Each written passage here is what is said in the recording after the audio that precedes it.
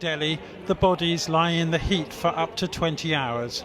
And there are more waiting behind these in parked cars driven by grieving relatives.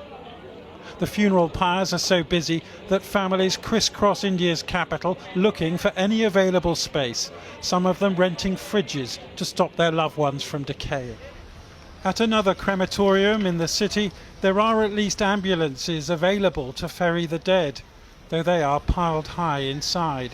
And then another queue for hours before they can be burned. India's official death toll is nearly 200,000 now, and these fires are constant, perhaps the most damning indictment of the Indian government's handling of this crisis to date. At this hospital on Delhi's outskirts, the patients are gasping for oxygen. 100 more are waiting outside, despite being told there's not enough gas or beds. Their best hope is that if somebody here dies, then that will free up a place. हमारे पास जो supply है medicine का, जो भी oxygen का supply है, bed occupancy है, वो डे बाय डे कम होती जा रही है। तो इंडिया में सिचुएशन इस टाइम पे बहुत बुरी है। क्या पता इन फ्यूचर और भी ज़्यादा बैड होती जाए ये सिचुएशन, मतलब बहुत ज़्यादा it is going from bad to worse only. This is Delhi, not some rural backwater, and the relatives of those queuing for treatment are trying to stop them from dying in the street.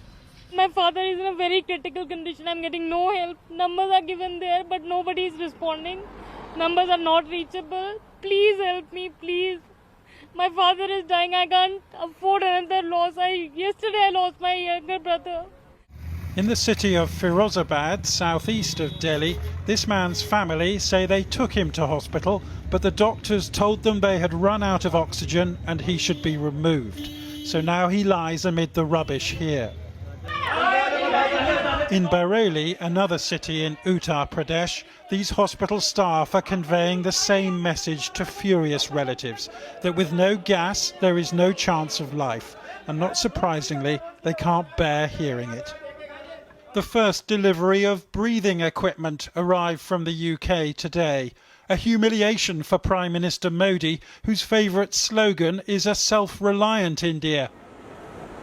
And what use being the world's biggest vaccine producer when the vaccine rollout has come so disastrously late?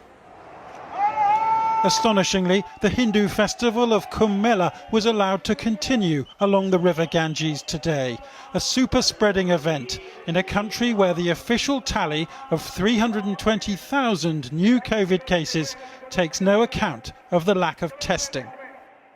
और सभी लोग अपना खुद अपनी care करें, mask लगा के रहें, सफाई का ध्यान रखें। माँ गंगा मैया सब पे अपनी कृपा बनाए रखेगी। If you wondered what the worst case scenario from this global pandemic might look like, then Ghaziabad, east of Delhi, comes close. And who knows how many thousands of Indians are living and dying like this. And who knows how many funerals. Beyond this Delhi crematorium, makeshift cremations in parks and car parks in a country incandescent with grief. Jonathan Rugman reporting. Well, we'll have a special programme on India's COVID disaster tomorrow.